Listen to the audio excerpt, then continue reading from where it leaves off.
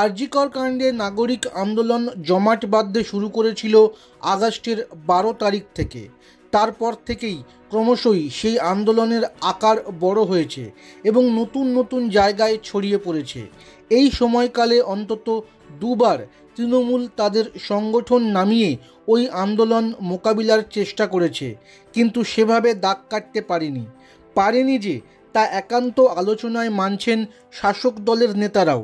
শেষ পর্যন্ত কলকাতা পুলিশের কমিশনার সহ অন্য এক পুলিশকর্তা এবং 2 স্বাস্থ্যকর্তাকে বদলি করেছেন মুখ্যমন্ত্রী মমতা বন্দ্যোপাধ্যায়, কিন্তু তাতেও পরিস্থিতি সামাল দেওয়া নিয়ে সংশয় রয়েছে শাসক শিবিরের অন্দরে।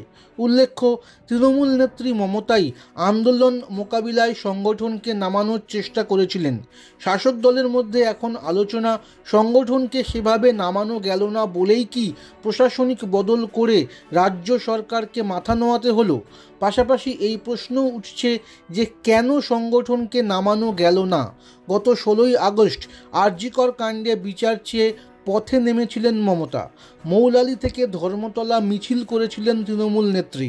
তারপর সেই মঞ্চ থেকেই পরপর 3 দিন ব্লকে ব্লকে মিছিল, ধর্ণা অবস্থানের কর্মসূচি নির্দিষ্ট করে দিয়েছিলেন তিনি। কিন্তু তখন নাগরিক আন্দোলনের আঁচ গনগনে। তার সামনে শাসক দলের কর্মসূচিকে ম্রিয়মাণ দেখিয়েছিল। 28শে আগস্ট তৃণমূল ছাত্র পরিষদের প্রতিষ্ঠা দিবসের কর্মসূচি থেকেও মমতা ফের ছাত্র এবং মহিলা সংগঠনকে রাস্তায় নামতে বলেছিলেন। সেই কর্মসূচিও তেমন কোনো ছবি তৈরি করতে পারেনি।